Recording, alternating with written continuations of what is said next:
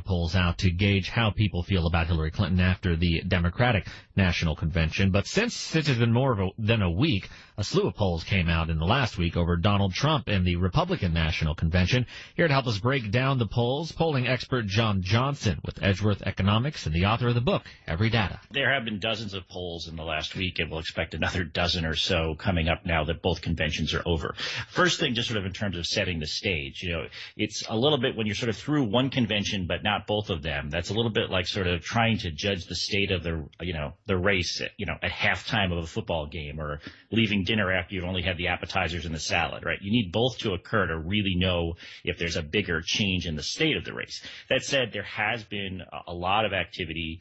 Basically, the numbers are showing some type of bounce for Donald Trump, though. Even that's a little bit variable. There are polls that are showing it to be very small and some as high as 6 points. You look at a lot of the trends in the polls. What are you seeing? First of all, it's really important for our listeners to remember that when you want to look at trends, it can be really misleading unless you're looking at changes in the same polls by the same organizations over time. Because of all the differences in methodologies and sampling and all the technical stuff, you really don't want to compare a poll from one organization to another without kind of thinking about what did it look like before. That's first. Second, overall, the race continues to be very close. 7 of the 8 polls I looked at, the national race is basically within the margin of error, which means a statistical tie.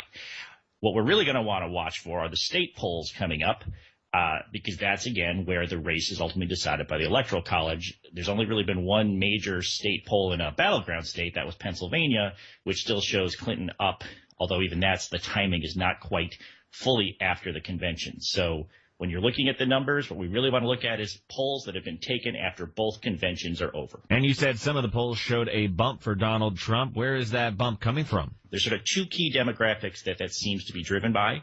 One is movement of non-college educated white voters towards Trump, and the other is movement of independents towards Trump. Now, what will be really interesting to see, and this is something I think people should watch for, is as we start to see what happens to independent voters and see the dynamics as you add in the third-party candidate, Gary Johnson, those polls are showing sort of bigger movements for Trump than the head-to-head Hillary-Trump polling results. So going to be very interesting to see. Watching independents in the next few weeks, I think, is going to be a really important dynamic in this race, and that's something we'll be looking for in the polls. John Johnson with Edgeworth